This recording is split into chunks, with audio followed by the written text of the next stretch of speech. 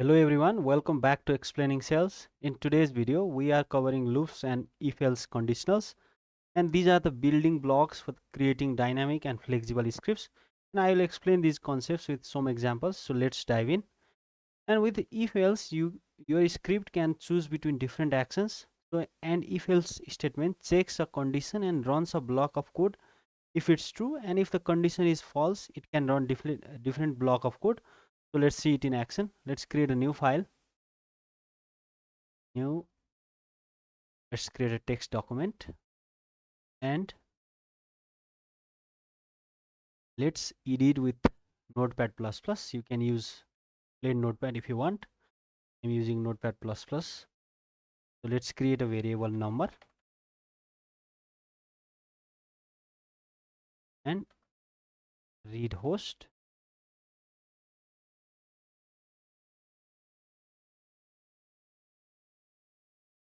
A number. Now if variable number contains a number greater than 10, let's print the number. Let's call the variable number is greater than 10.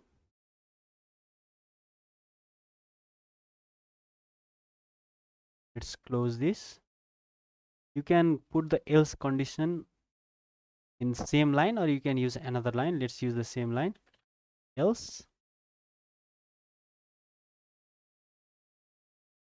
let's print right output the number that is less than or equal to. Now let's close this and let's save this file. Save as. Let's call this else dot es1.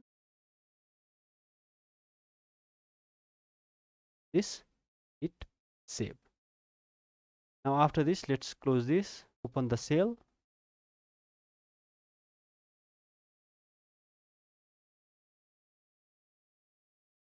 Let's go to the desktop. Let's type if else.pl. There are number. Let's enter the 11. The number 11 is greater than 10. Now let's see another example. Again, let's create a file, new document. Let's name this else one. There, edit with notepad, and now let's write time equals to maybe read first the current hour.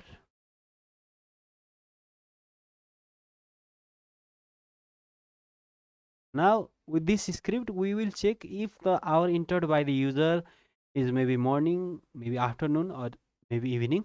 So if time is maybe less than, let's make it 12. Let's say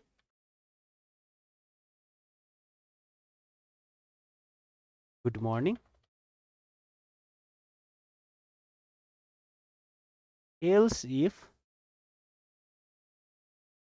time may be less than 18,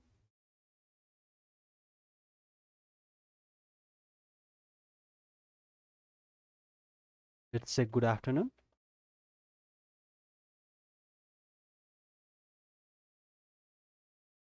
Else, let's say good night, or maybe good evening. Now that's it. Let's save this.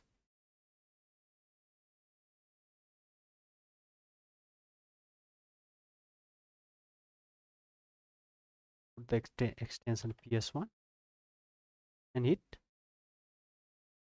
Now let's close this. Let's go to the cell. Try.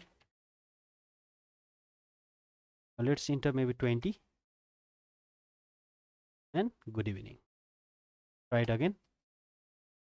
Let's enter 10 and good morning. Now that's it for if else conditionals. Now let's move on to loops. And PowerShell has several types of loops, for loops, while loops, and for each loops.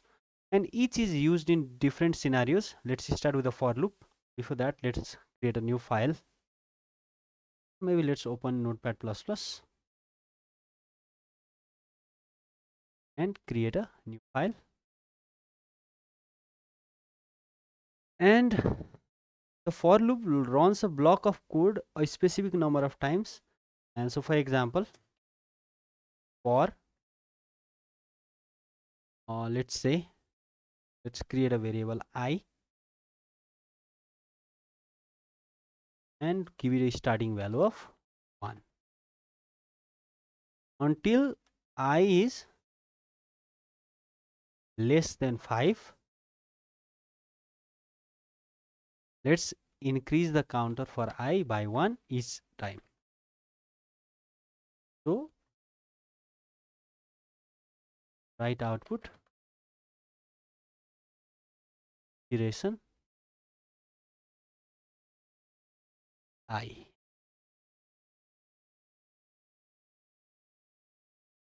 And let's close this. Now let's save this. For dot ps1 save. Now let's again go to the shell, type for dot ps. So you can see iteration 1, iteration 2, iteration 3, and iteration 4. Now this loop starts at 1 and runs while the variable I is less than 5 and increments the variable I by 1 in each iteration, and it's perfect for tasks where you know the exact number of repetitions. And now another type of loop. Let's open Notepad again. Create a new file, hit Ctrl+N. And another type of loop is while loop, and the while loop runs as long as a condition is true. So let's see an example. Count equals to 1, and while count is less than 5, let's make it 10.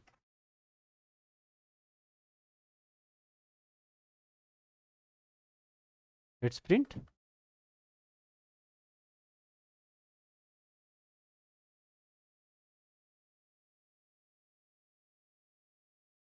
Let's just print the number itself.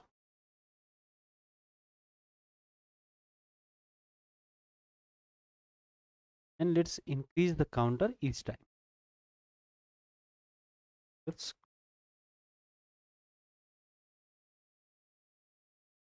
save this. .ps1 save. Now if we run that,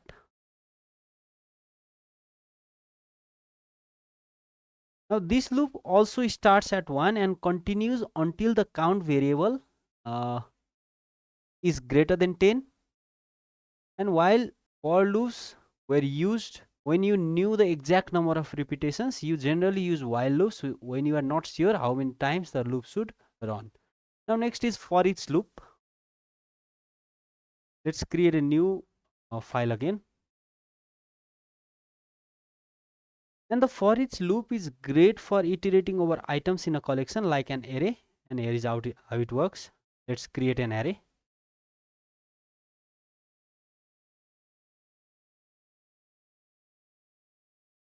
Apple, banana,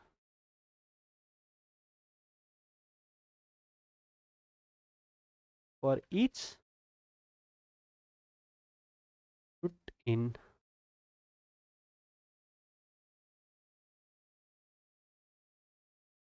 fruits. Print I like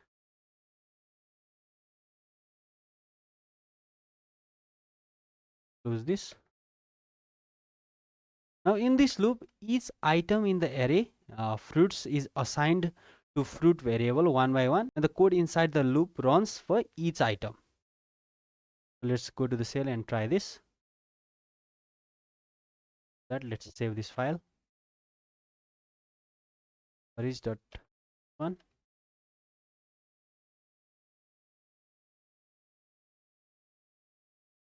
Yeah, right.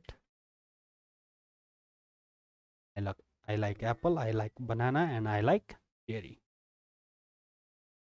Now let's wrap things up with a small project that combines conditionals and loops. We will create a script to check if a number in a range is even or odd. So let's create a new file, and to create a range, let's give a starting value or ask the user for the starting value. And this time let's typecast the value to integer, because by default read host takes the user input as a string. So read host starting number, and the ending number is again.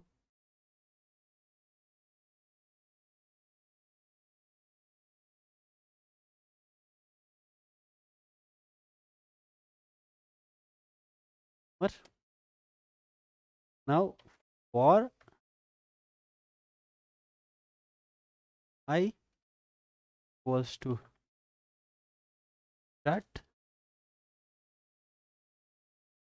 and I is less than the ending value, let's increase I by 1 each time.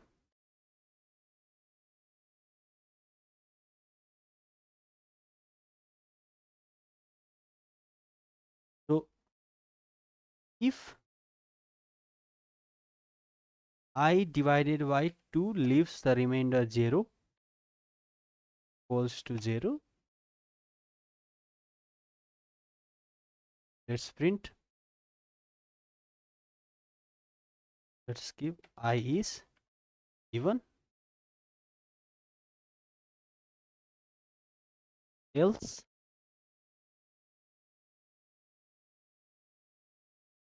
I is odd.